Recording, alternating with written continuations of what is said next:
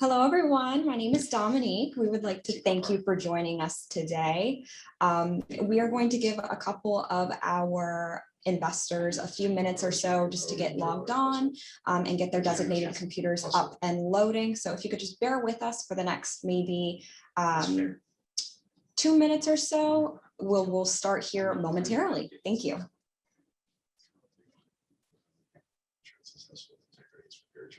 Oh, the long sleeve one with the circle on it? That is a good one. What is that? OCO company? It's crazy how hard it is to make an actual shirt. That's to make crappy ones. Yep. And they're annoying. Currently reading. That's a good one. Billionaire loser. $1 billion loser. It's crazy. We wrote a book about it. Just had it. Oh yeah, it's all. It's like right now. Yeah. But he still has $1 billion. Yes. Which he probably put in Dogecoin. And yeah, I was like, he's probably the wealthiest person on the planet. Did you read about Trevor Lawrence? He took his $22 million signing bonus in crypto. He did. He's the biggest endorser of the crypto, like one of the crypto currencies. Hired him, and they're going to pay him $1 million. To just talk about it. So he had it. So part of the deal was he had to take his $22 million bonus. But they'll give you $100 million. I would do that. Yeah. So that was in the headline of the draft. It's so weird. Imagine if it felt like I say 30%. Trevor Lawrence loses $10 million. How is the Jaguars going to hedge that? If they have paid in Bitcoin, like they need to have. How does that impact like their salary cap and all that stuff? That's it's not stable enough. Crazy. All right, fellas. Thank you guys for your patience. We will get started. All right. Cool. Well, thank you for joining us, everyone. This is our webinar on the residential market and our portfolio here at Greenleaf. My name is Dave Codre, here with Josh Friedenson, and Dominique was just on that you saw right there. And then we have Kat as well, who's going to be helping us with our kind of Q&A and answering stuff as we go through the presentation here. We're hoping to have things for about 45 minutes here, and that includes the Q&A part. So as we go through stuff, if you have questions, in the bottom of your screen in the center there's a Q&A button. Don't wait until the end, just kind of type away and put stuff in there now, and we will work to organize those and try and get through as many questions as we can at the end while keeping it to a reasonable time frame. Another point to note is once we get started, like we're gonna have some slides on the screen, and you can move the slides around and adjust the size of Josh and I and the slides. If you want to make Josh and I disappear, you can do that, or you can make the slides smaller as well. So yeah, so we're gonna get things kicked off. Our overall purpose here is we want to be pretty direct and provide transparency into what's happening.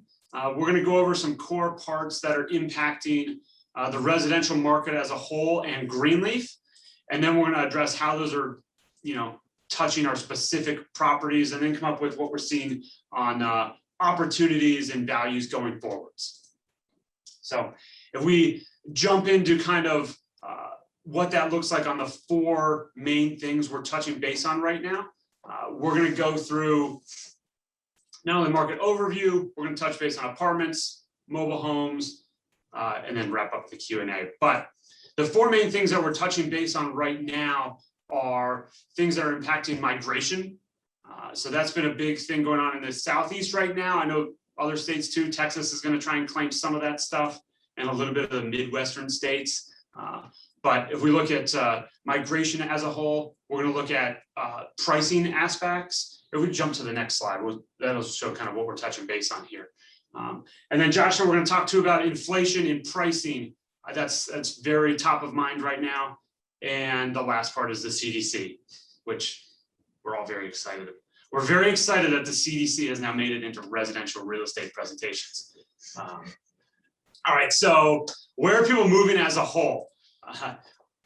When we're looking at this, we look across our portfolio. We have about 3,000 residential units currently. Our average tenant is under the age of 40 years old. About 85% of our people are under 40 years old and make between $40,000 and $50,000 a year. Now, if we look at that's a millennial segment. If we look at then Gen Z, which is under 24 years old, that's 56% of our people. So everything we're looking at here is coming through the lens of that segment, because that's who our resident base is. So if you look at migration, this is coming from United Van Lines. They use blue and yellow to be positive and negative. Those are their company colors. So green and red would have been easier to understand, but we're going with blue. If you look at the Southeast, this is net migration and it's positive. Georgia's in the middle of all this, but everything around Georgia is positive migration. And if we think about that, we know we have good weather here, but it's also from an income tax standpoint. So when we look at what our tax rates are, and jump to the next one, see. Our tax rates, a lot of the states people are coming from have higher tax rates. And while our resident base in the income bracket are not paying the highest tax rates, they're still paying higher taxes. So we see people moving from these higher tax areas and coming to lower tax states. We look at our state income taxes in the South, we've got, we're not in the Florida segment, but their state income taxes are 0. Tennessee, where we have stuff, they're also at 0. And then one of the interesting parts is South Carolina, you see their state income tax is 7%, but they don't have any tax on retirement income. So that's why they do have a lot of people moving there for that purpose as well. Wasn't South Carolina the strongest state of all the states in the country? Yeah, on a net migration basis, right? So yeah, if we look at net migrations, because inevitably people are leaving and people are coming, but net wise, South Carolina was 64% positive migration, which if you don't know South Carolina, it has a lot of, for the size of the state, it has a ton of coastline. And most people have heard of Charleston, but also has Myrtle Beach and Hilton Head. So when you talk about the retirement, basically having tax-free income, you also have a beach, great weather, and basically no income taxes. So it's pretty good. Yeah, that's a pretty good combination. So when we see South Carolina 64%, Alabama and North Carolina, Tennessee at 60%. Georgia at 51%. To put that in perspective, I think Texas was about 52%. So yes, Texas has a lot of people moving. All of the places in the South and even to Texas have a lot of people moving there. We also have people moving out. So you kind of got to look at both of those parts to really see what the net migration is. And we use the United Van Lines. That more applies to the income brackets that we operate in. Right. The other interesting thing is, most people know Florida and Texas are no income tax state. Tennessee is also a no income tax state, where you're talking about the population of our residents that are primarily renters. That no income tax goes a long way. If you go to Florida and you buy a house, you're going to get hit with taxes because your property taxes are fairly high compared to Georgia, which has a state income tax. The same thing in Tennessee. But if you're purely a renter, that's why, these no income tax states look so attractive. Right, yeah. So now we've got population gain, and so what does that do for our rental rates? We've got some rental rate numbers here, and this is really since 2020. So we don't have exact hey, this month was a change in rental rates, but when we look at from 2020 through the first quarter of 2021, all of the cities we operate in had rental rate gains. Chattanooga was leading the way with 7% rental rate gains, but even our portfolio as a whole, our average rental rate went from $860 a month to $890. So we had just over 3% if we blended in all the assets we have that are up into Charlotte, Greenville, Atlanta, Chattanooga. We saw rental rate gains across the board, which is very positive. There's a lot of markets that are not seeing that. So as we look at rental rate gains, it kind of ties into the point of is it just inflation or what's actually going on with that? So really since 2010, there's been a significant amount of kind of government interference, interaction, involvement in the economy, from the Fed to a lot of different things. Quantitative. We all saw the quantitative easing that happened during the Obama administration. We saw the giant stimulus packages happen during the Trump administration. Now we're living through the next round of that during the Biden administration. So it doesn't really matter what side of the aisle you're on. The government is intervening in the economy, and they're really driving the bus right now. So, going to inflation, CPI, the CPI index year over year, and this is March versus March last year, is up 3%. But this is primarily led by energy, which is up over 20%. Meats, which include basically poultry, red meat, fish, etc. I don't know if you guys have noticed at the grocery store, but prices are up by over 6%, especially if you're a big steak eater. It's, buying a sirloin or T-bone or New York strip, even at Costco, you've seen prices go up by 20-30%. Everyone does shop at Costco. Yeah, that's true. Costco is the best place to shop. So prep meals are up by over 6%. So some areas we're not seeing it, but our opinion is inflation is real, and we're seeing it everywhere, really across the board, specifically in rental rates and energy. We talk about quantitative easing a little bit, but since we've aggressively started printing money, we've seen rental rates really double in that time frame, and values have really gone up 3x. And a lot of that has been driven by really low interest rate debt. This seems to be a trend that continues. Yeah, even back to our rental rate slide, like we're, with values going up, rental rates, not interest rate, but rental rates have to. It makes sense that they would follow in line with that as prices rise. They're going to kind of go in the same, because it's the same demand number. There's the same number of apartments units for the sale and the rental side. Yeah, so just talking a little bit about interest rates.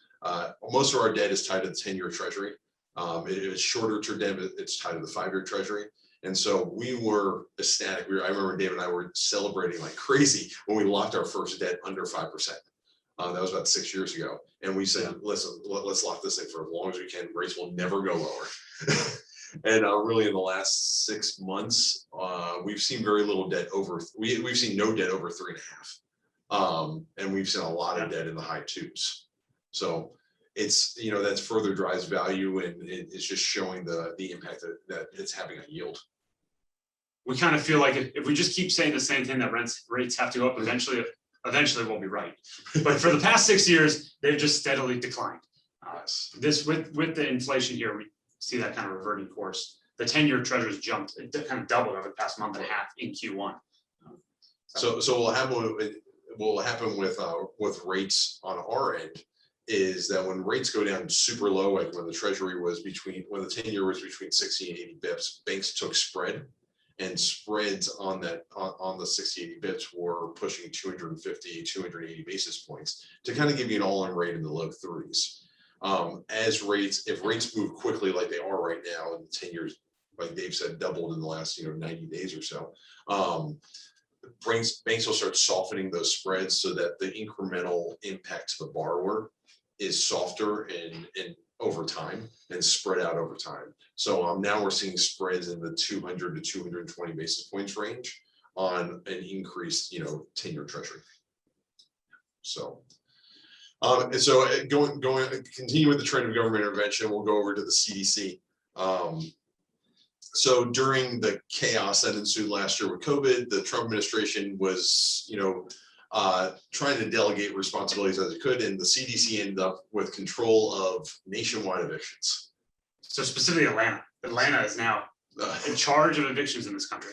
Yes, so since the CDC's in Atlanta, that was so with the first round of this was really came out in April, May of last year, was until about June, and June hit, and when they said we need more, so it went until about October. And this is the eviction moratorium, just keep getting extended, and it was going until, what was the last one? It was March 31st. It was end of March. Was like, okay, it's over. We were getting worked up on like, okay, what are we going to do now? How are we going to handle it? And then it's like the day before. The day before they said, no, it's going to be June 30th now. So we, not taking one side or the other here, we kind of expect with elections being this year that this will be extended again. We're not really sure why right now. If it's just, for example, Georgia, unemployment is at 5.6%. We're basically pushing the full employment range. If you guys know anyone that operate a restaurant, especially quick service restaurants, most of the quick service restaurants are not opening their insides, not having to do anything with COVID in our markets, purely from a staffing standpoint. They cannot hire enough people to work the registers and clean the interiors. They can really only staff the drive-thrus at a rate that matches their kind of cost structure. Right. So most of those jobs now are in the mid-teens at an hourly rate, and that didn't, pre-COVID they were maybe like a $8 or $9 for a quick service restaurant. Now it's like mid-teens. It doesn't work with their model. Right. So, in Georgia, like I said, we're almost at full employment here in Georgia, and vaccines are readily available. And most of the Southeast is basically wide open and operating. Other than the All-Star game. Yeah, other than the All-Star game that got moved over. Other than that. With that being said, we've always tried to have this culture with our residents, which is, it's a business culture as well of, pay your rent. If you're going through a hard time, we'll help you out. What can we do to help? But the culture of your rent's due, you need to pay your rent. And there's consequences that follow that. Of late, the hammer of those consequences has not been very effective, thanks to the CDC's extension of the eviction moratorium.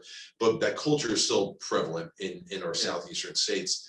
Across our 3,000 unit portfolio, we only have about 39 long-term non-paying residents. It's really almost, it matters. We're chasing those people every day, but it's almost non-impactful to the business as an overall. Yeah, so we're now going to jump into kind of how are each of these parts impacting our business directly. So if we look at how have those four core things impacted the apartment industry that we're operating in right now. So if we look at occupancy to kick off, you can see really since Q1 of 2020 and over the past 5 quarters, we've had occupancy growth. We did a big lease up in Q1 of our Heritage Square asset, which we had spent the better part of a year renovating and released the majority of it up in February. So we saw our applications essentially just skyrocket. We had over 4,300 applications in Q1, which is kind of bonkers. We only had about 70 units that we could even rent. So simply from a processing and screening standpoint, 4,300 is more than we've ever had to deal with before. Yeah, we're getting a lot of kind of like junk applications that come through with that, but it's still a lot to go through and process. And that's just kind of the surge in demand that we're seeing in the Southeast. And then if we look at like properties specifically, mostly all of our assets had occupancy gains. And if you look at our next part here, which is all of the properties that are kind of on the far right of this screen, we're typically doing value add projects. So these properties had vacancy during kind of COVID for the most part, mainly because we were renovating them, which was good timing because one, that no one wasn't paying their rent because they were being renovated. But we saw revenue gains across, or we saw occupancy gains across all of these communities, and some pretty substantial when we look at like Rosecroft, City View, which is L044. City View is in Chattanooga. You saw we had 7% average rental rate gains in Chattanooga. Well, we also had occupancy gains, and we captured a lot of that rental rate growth in that market. L050 was Oak Hollow, and then we have our QOZ deals, which was Fairway, Heritage, and the Grove. All of those experiencing big occupancy gains. This QOZ3 listed at the very end there, it looks like a small amount, but you got to take into account that's set over 70% occupancy, and it started at 0 for Q1. So a lot of good gains on the occupancy side here. And then this translates into the mobile home side as well. I know we've gone through some ups and downs with the mobile home side of the business, but when we talk about kind of the portfolios we have of mobile homes, we saw some occupancy declines. We really had a different story here on the non-payers and the skips through COVID. And Josh is talking about our culture of, people paying rent and, being a good steward and being part of the community they're in. We did not see this in the mobile home side, specifically on the west side. Our east side is all kind of North Atlantic, Gainesville market. And you see every asset we had on the east side gained occupancy throughout COVID and into Q1. So we performed very well across those markets. Whereas on the west side, we saw a lot of people that kind of took advantage, quite frankly, took advantage of the situation and didn't pay or left. So that has certainly been a big challenge on the west side, which is a lot of our Ringgold and North Point mobile home parks that we have over there. So now if we dive into kind of what does this look like on the delinquency front, Josh kind of gave you all a teaser that we had 39 people that we're not exactly friends with, I would say right now. But to give an idea, like this is our delinquency in the heart of COVID. This is the second quarter of 2020. So this is when we started sending out like the weekly update of, hey, this is what our collections look like. And this is, we were quite frankly, pretty nervous going into that. But then we started sending that out and we saw like, hey, the collections are actually getting better, right? Like we had faster payments in May and June of 2020 than any other time. And what we saw in that time frame was people weren't too sure about this whole eviction moratorium thing, if that was a real thing. So there was still a lot more pressure to pay your rent. You look at our delinquency as a whole, we had about $150,000 of delinquency in the second quarter of 2020. And overall, that was 308 people. So fast forward, I can't figure out how many months, 9 months, right? Fast forward 3 quarters, 9 months. And we're sitting here in Q1 and Josh said our what do you call it, was 5.6%. Our unemployment was 5.6% here in Georgia. So pretty much back to work. We have a lot of properties that improved on delinquency. We've got the 39 bad ones, but if we look at the rest of the pool, our delinquency was cut in half. So our number of people delinquent were down to 200 and the total delinquency is down to $81,000. So that was pretty good. You see assets like Amberwood, which is L08, or Hillcrest, L017, and we go through Northwood, Park Hill. Those are like L021, L022. A lot of these deals had good or declining delinquency. It's really these 39 people that are now dominating the conversation within our residential portfolio. So these 39 people, I have kind of highlighted in red here, they owe a combined $215,000 in back rent. That is crushing some of our numbers here. When we look at deals that have just tenants that they quite frankly have no intention of paying. So thinking Ridgewood, this L028, and that's a deal that we're looking at selling right now. We've got some longer term people that are not paying. Same with Westside Crossing. We have, we got people that are deciding, or they know that, hey, we do not have to pay right now. And to the same sense that on the positive note, if you look at L35, L36, these properties on the east side of town, in town, really right down the street from this East Lake Crossing project that we kicked off over the last 2 weeks. And we, part of the reason why we're so bullish on this, you're seeing that residents are paying their rent.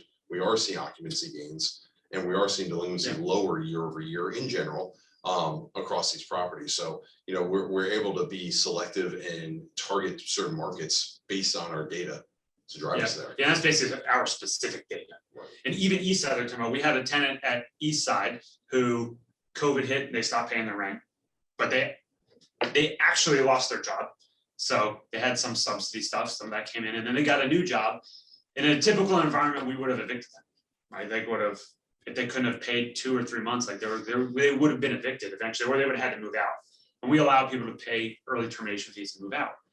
But with the moratorium, she stayed, and she's still a tenant right now.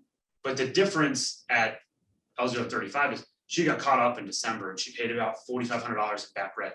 So that was the goal of the eviction moratorium, was buy some time for people, allow them to get back on their feet, get their different job, like unemployment's pretty low, so get that job and then be able to pay their back rents. And she came through and did that whole process. That's what, I think people had the right intentions in doing all this stuff. That's what everyone was hoping to see. And we have seen that happen. We've also had these 39 that are hanging out. So when this applies to mobile homes is kind of a different ballgame. One of the things we liked about mobile homes in our business plan was to go in and convert rental properties to lot owned. Like, hey, we're gonna find a way to sell, give, or transition this home and the responsibility of it to a tenant who then is gonna pay us lot rent. that was our business plan. And one of the struggles we have with that is if you can't evict someone, you certainly can't repossess their home. So we've had lot rent people. They're our biggest portion of delinquent tenants across the mobile home segment. And that's people that own their own home.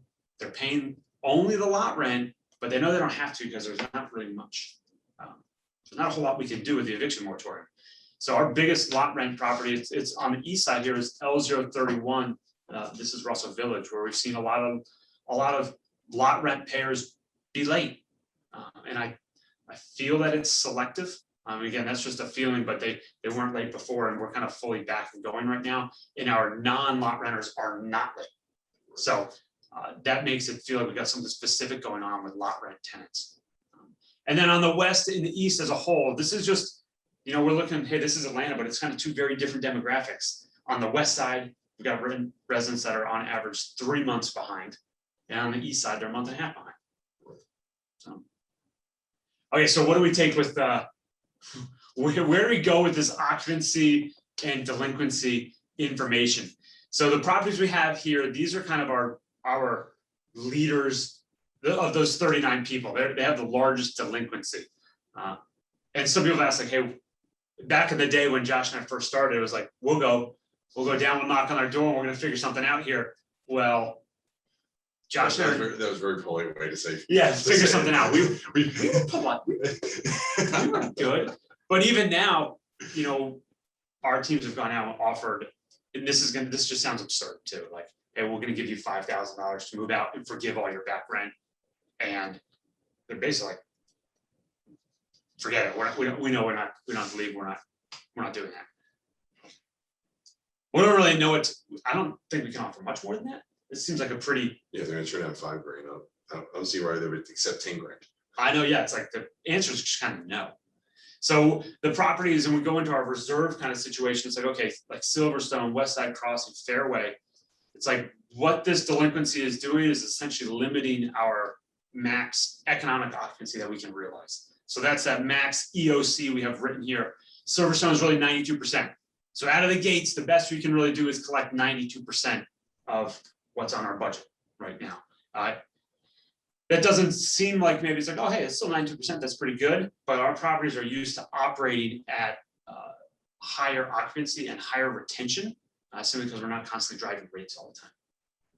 So we are limited on kind of what we can gain on these assets here. And that's really what we see as kind of the issue with this happening. So yeah, the silver lining is that these are the worst properties and they're all over 90%. Yeah, when you look at our markets compared to some of the other parts of the country, like we know lots of operators that would gladly shift and say, okay, we will take these numbers, hands down, you can have everything we have. So we're definitely very grateful that our economy is working and open. And a lot of our tenants and the culture that we have with them, they are paying, and we are in overall good health because of that. We have 39 people that are kind of. We don't want to be friends. It's kind of that 80-20 rule, right? Like you've got 20% of the problem that takes up 80% of the conversation. That's where we're at right here now. So we're gonna kind of go into like some of the good stuff we've learned here. And yeah. Challenges we've had. Yeah, so going over mobile homes, I've talked to a lot of you guys about our mobile home experience. We've had, so rewind, about 5 years ago, we had the opportunity in Gainesville, Georgia, where we already had owned over 300 low-income housing units, catering to mostly the chicken factories up there. It's the largest chicken processing, I think, in the world. It's definitely in the US, it might be in the world. They do a astronomical amount of chicken processing there.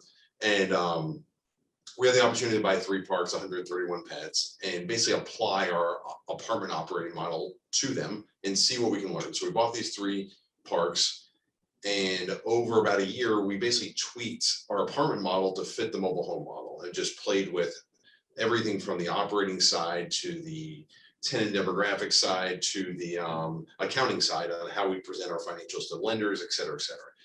After that year, we said, listen, we figured this out. We the tenant base, the same tenant base as our apartments. This first generation kind of immigrant mentality of stability, building a home for your family, building the next generation and a new life in America. And it fit our apartment model so well. So listen, we have a model, we kind of tweaked the operating side of it. Now let's go. And so we went from 3 to really 25 in about an 18-month period. As we left Gainesville, we went to 2 other markets. One is the Greenville market, South Carolina, and the other one is Chattanooga. So as you're looking at your screen, the left is the green box, which we're very happy with. It played out very well. We now own 8 parks in the green box model. And we continue to hold and operate those and have very positive experience and very positive returns. As we move over kind of the middle box here, which is yellow. It's like the Greenville area. Is Greenville Right, area. This is the type of deals we bought in Greenville, South Carolina. Right, and we bought 8 parks there, of which 6 of the 8 have sold, and the other 2 are selling. They're under contract right now. The parks look the same. The homes are about the same age. Everything really smelt and appeared and operated in the really same fashion. And really the biggest difference is that the predominant of these tenants were Section 8 and, you know, really just a different demographic of the low income housing that we had done in Gainesville. And we saw substantially more wear and tear, substantially higher turnover on these tenants. And in the mobile home business, the homes are not built to last. They're not brick and mortar. Instead of building, one example is instead of being built with 2x4s, they're built with 1x3s. The walls are thinner, the floors are thinner. And as a result of that, when there's more wear and tear, when there's more turnover, the homes don't last as long. So we had quick on that, like we had targeted 80% retention. We had assumed like, hey, people in a mobile home are going to stay there longer. Target 80% retention, and we see that in Gainesville, but in the Greenville market we saw 40% retention, right? Which is our apartments. Our goal is 70. So we're like, hey, we'll get 80. It sounds good, but 40. We've had issues at properties with 40%. City View had 40% for 2 years, and that was hard to get through all those turns and get it to a point that it's now operating and stable. So Greenville was a curveball. Right. So we're very happy to be out of those relatively unscathed and put that in our past. Yep. And so going over to the last batch of them in the Chattanooga area, mostly known as Ringgold. We bought 7 more parks here, and this tenant base was really kind of the bottom of the barrel.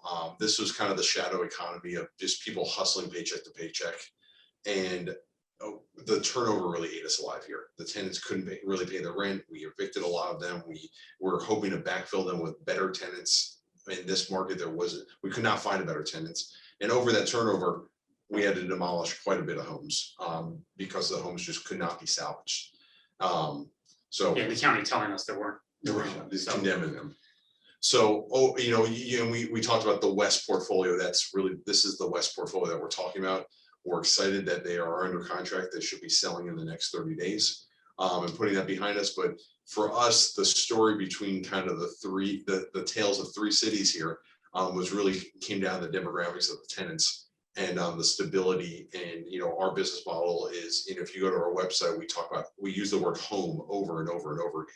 And it's really just a fundamental premise of our business is long-term tenancy, high retention, and creating a community. And we weren't able to really accomplish that at all on our Northwest portfolio. On the Greenville portfolio, we were able to kind of somewhat get there, but it wasn't able to hit our goals. In Gainesville, we're still very happy with, and it hits all the metrics. So we take a look at this, and now we're saying, okay, now we know what's going on, and how does this impact cash, and how does this impact our disbursements and philosophy of what's going on? So obviously, if we have rising delinquency, that limits what we're going to earn if people aren't paying. But on the other hand, large occupancy gains also limit our distributions because we're typically moving people in.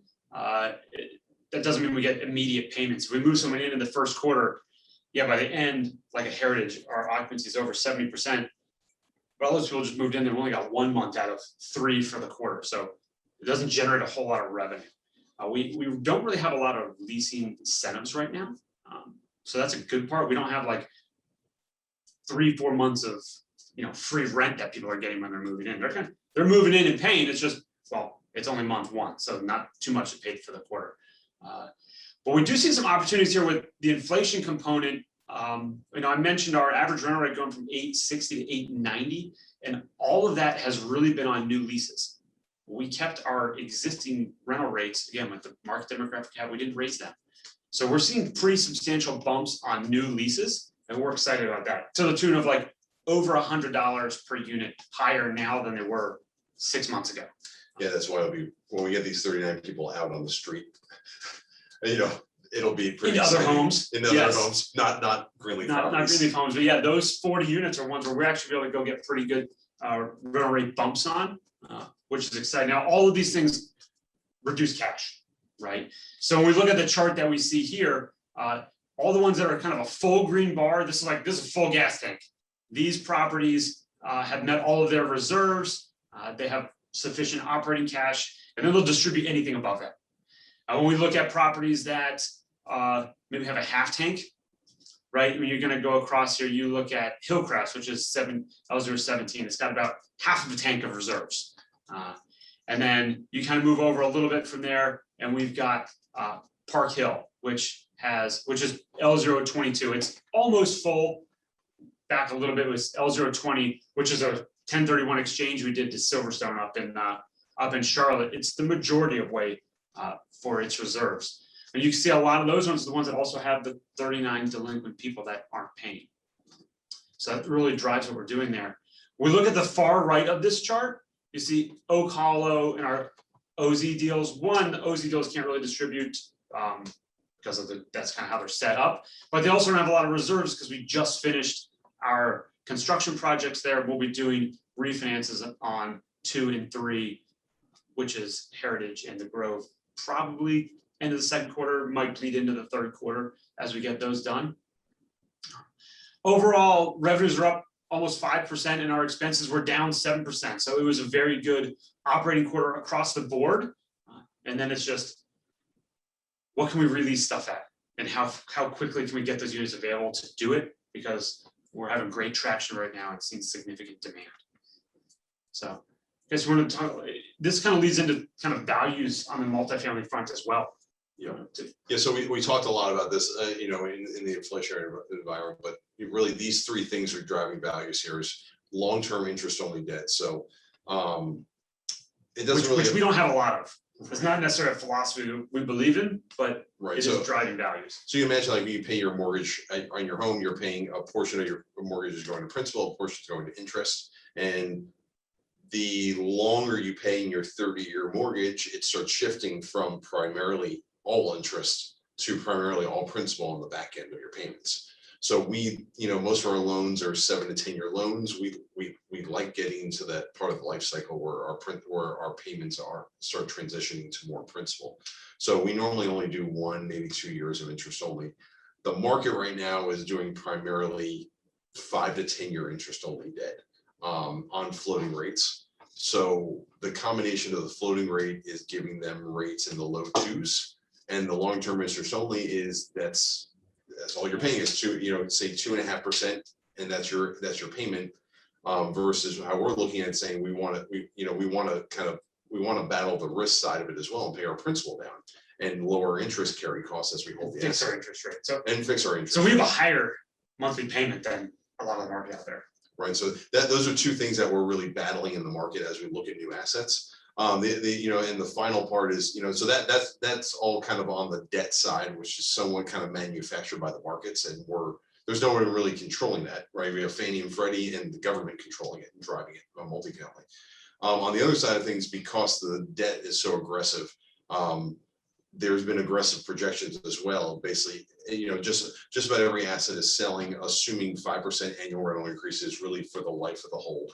I'm going to walk you through a specific example of one of our properties, and then a lot of the buyers right now in the multifamily market are planning on a short-term hold. So they really modeled very tight expenses because they don't plan on turnover, because they're just going to lease up and sell. So and they don't plan on staffing for maintenance, care, and wear and tear and all that, because they're just going to sell it quicker than they can hit that. They're just kind of going to defer as much of that as they can and sell with, this is the higher rental rate, everything else works. So the average property that we've sold in the last, say, 3 years, all our multifamily, it's already traded 2 or 3 times in a 3-year window. So we're just, it's hard to keep up with that, especially with the with the headwinds in front of us with the competition out there buying. So a good example is L28 Ridgewood. We're in the process of selling right now. It'll close, I think mid-June is the planned date. We bought in 2016 for $53,000 a unit. Over its ownership period, we took care of the assets, but really we didn't overhaul this property. We replaced a roof or two. We did some unit turns, but we didn't replace the kitchens. We really just maintained the outside of it. A lot of our new stuff we're seeing now, especially with the East Lake Crossing renovation deal we're doing, we're kind of changing like roof lines and painting things and really cleaning it up. This is a classic 70s red brick 2-story building. Yep. And the cabinets are original on it, countertops for the most part are original on it. And our rents when we bought it were mid 600s, and just general inflation and kind of riding the wave, rents are now right around 800. Our net income is $200,000 a year. We took it to market in January, and immediately we had a half a dozen offers over $100,000 a year. We were finally able to let them compete against each other more, and we agreed on a buyer that we've sold multiple deals to, so we know the guy in the market. He likes to flip assets, and we agreed at $116,000 a unit, which was a 3.3% cap rate. His model, so he's looking at us saying, man, I bought other assets from these guys and they leave meat on the table. And his model is to go put about $10,000 a unit into the property and raise rents by $300 a unit a month. As part of that, he's going to do that for a couple of the units and call it all of the units. Exactly. Yeah. So it's 52 units. So if he does 5 units, he can basically go to market with that full assumption baked in, because he's done 10% of the property, and people are paying up for that. So that's basically what we're bidding and buying against in the market. And to revert back to a deal that we're buying right now, which is East Lake Crossing, it's a giant renovation project, but when we're done with this renovation, we're projecting that we're going to hold it at a yield of 7.4% instead of buying an asset today at 3.3. So we're excited about the opportunity we have here. We're excited about the renovation work. It's going to be a pretty heavy lift, but at the end of the day, we're targeting rents in the 1,300 range, and we think it's fully achievable. And we think that's a much more believable story. But if Josh and I are talking tonight, we're going to hey, what do we believe is actually happening in the market right now? We're much more confident in that story at East Lake and buying something, renovating it, and being stable with 7.5 cap versus saying, hey, we're going to buy this asset at a 3 cap and we're going to make it a 7 cap by we're going to jack up everyone's rents and everything's going to be perfect. Don't really see how that works that well. So that's why I haven't really brought a lot of apartment deals to market. Right. Absolutely. So looking into really the rest of 2021, Dave, you want to walk us through our we're gonna allow rental rates to increase. We held them all steady for 2020. You sound just like Jerome Powell right now. You're gonna allow them just to. We're gonna allow them to go. Yeah. We'll see what happens. But no, we expect about a 10% rental rate increase in 2021 on the new units we have coming up. That being said, we're still not gonna, for our business model to work, we still have to have retention. That's what gets us good quality residents that consistently pay their rent. So that's going to stay. We're really looking at our new units of those rental rates increasing. While we talked about the eviction part, I'm not actually sure this is going to happen in June. We were aggressively prepared for March, and we are going to be prepared for June as well if it actually happens. When you think about businesses that were really, really hammered by COVID, collections and evictions companies, we outsource all this stuff to attorneys that they specialize in this kind of work. They really haven't been doing anything for over 12 months now, other than thinking about, hey, when the floodgates open and they're allowed to go back to work, they are going to be working. So we already submitted all of our evictions way back in time when they were actually delinquent. We're now just waiting to be able to request writs. So we kind of see that being a lot of work coming up. And we do have just a mix of, we do all those with active sheriffs involved in all of the move outs. So we're kind of making sure with everything going on that goes smoothly. On the acquisition side, So what we're kind of seeing here. Yeah. So in general, our markets have performed incredibly well. We're keeping the ear to the ground on specific opportunities. One opportunity that that I was meeting with some other guys with a couple of weeks ago was really around the Orlando area. That area just got hit so hard with Disney closing. and hotels, et cetera, et cetera. Orlando is kind of an exaggerated form of the impact of COVID. That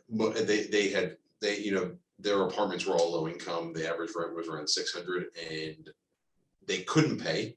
So everything that we're seeing in the markets of saying, let's help out these residents, let's help them get through these hard times. That was reality in Orlando. And now that the market's back, Disney's open, hotels are full again, they're choosing not to pay because of the eviction moratorium, and their delinquency rates are pushing 50%. And so Orlando is kind of an exaggerated version that, especially on the low income service side, that could see some buying opportunity. We don't own and operate in Orlando, but it's a good example that we're going to keep our ears to the ground in our markets to see if there's opportunity to go. Yeah, cool. All right, so we're going to jump into some questions that came through over the course of this. Kat, you want to kick us off here and see what kind of goodies we've got? Yeah, so thank you so much to everyone who submitted questions. We had a lot come through, so we love that. Know that if we aren't able to make it to your question, don't worry. We will certainly follow up with you after the webinar. Okay, so let's kick it off. So first question, what happens to all the back owed rent for tenants that have not paid since March? That's a good question. Yeah, that $215,000 or so that's kind of hanging out there. We typically, once we complete a writ and they move out, we take that ledger balance and submit it to a collection company.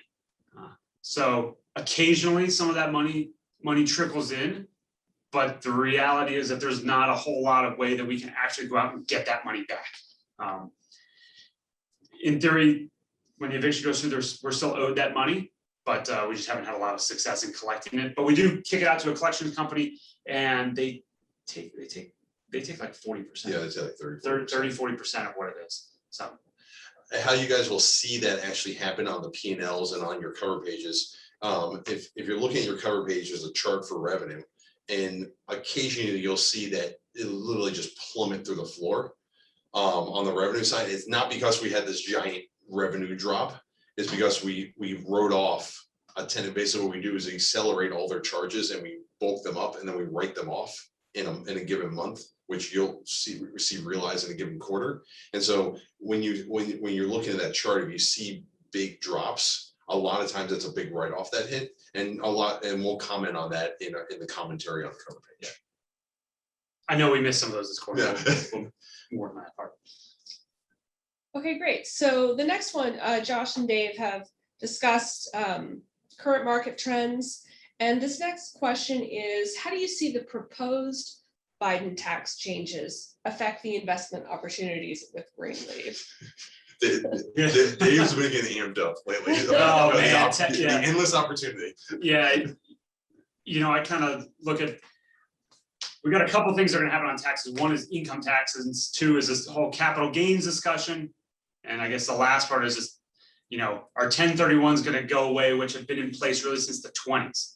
I think 20s or 30s. That's 1031 exchange rule has been in there.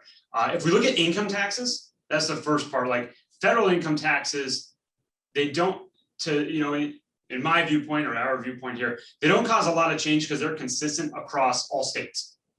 It's really the state ones that when those go up and they drive people to leave those states, those are the ones that we're like, okay, I think it's great that New York and California are going to raise their taxes. Hopefully those people move here.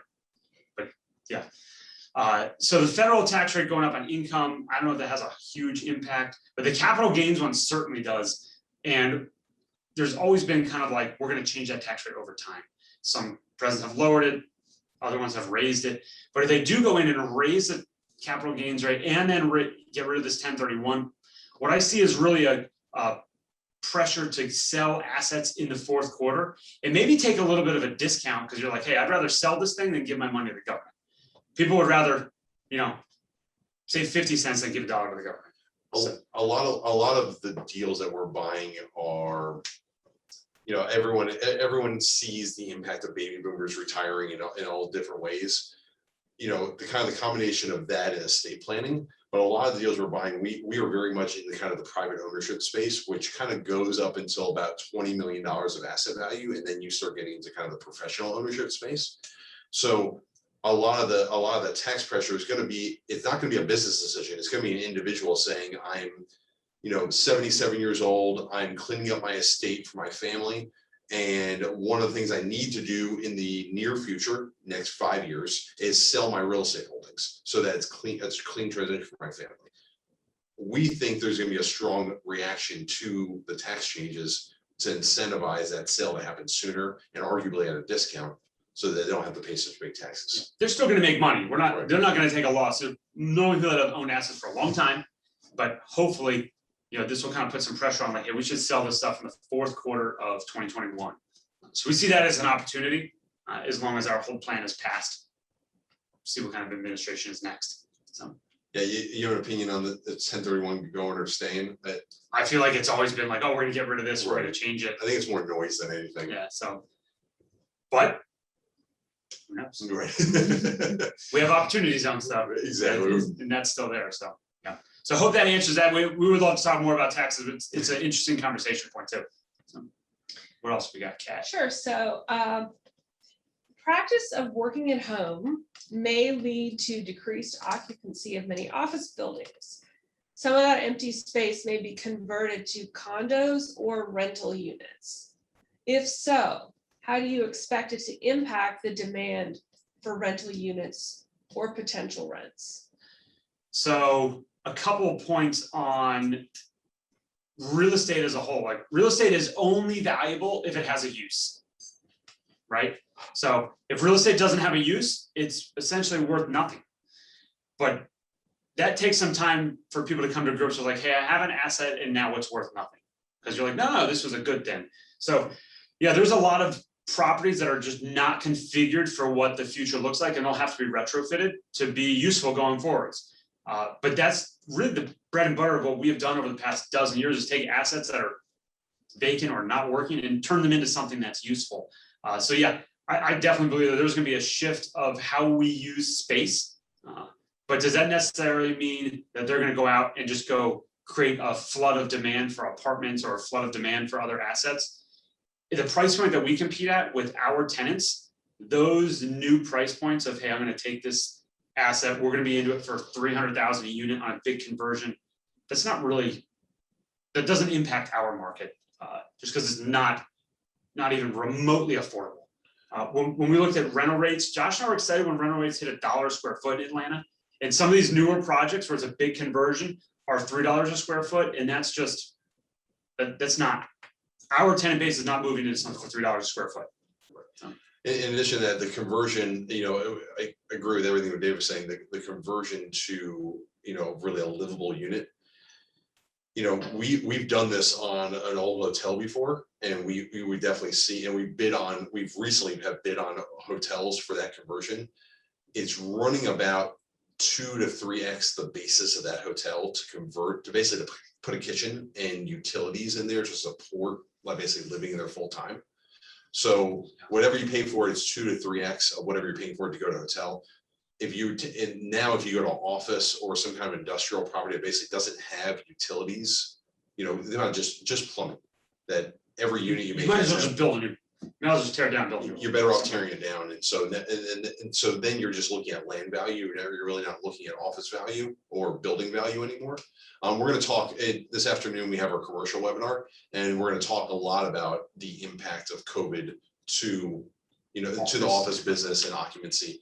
And excitingly, it's been less impactful than we ever imagined it being. Yeah, So, our commercial and office delinquency is much lower than apartments. So yes, and yeah. Okay, great. So wrapping it up, we had a few questions that were regarding data sources. So I'll just kind of combine them. So what are your best sources of data on these rental rate gains? we're looking at our own rental rate gains. So we look at our internal numbers, but then really, when we look at apartments.com, you know, they have they have a ton of the supply information that is out there.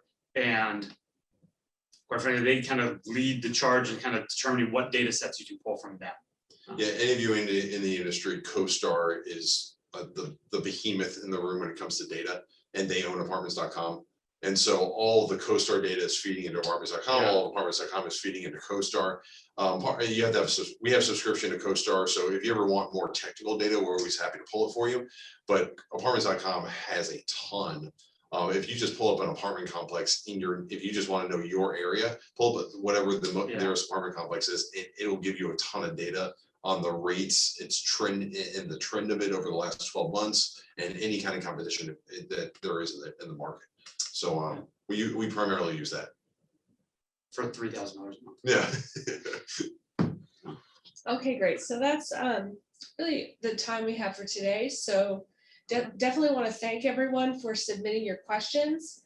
Again, if we did not get to your question, we will be sure to follow up with you after the webinar. We want to thank our hosts, Dave and Josh, for sharing their insight.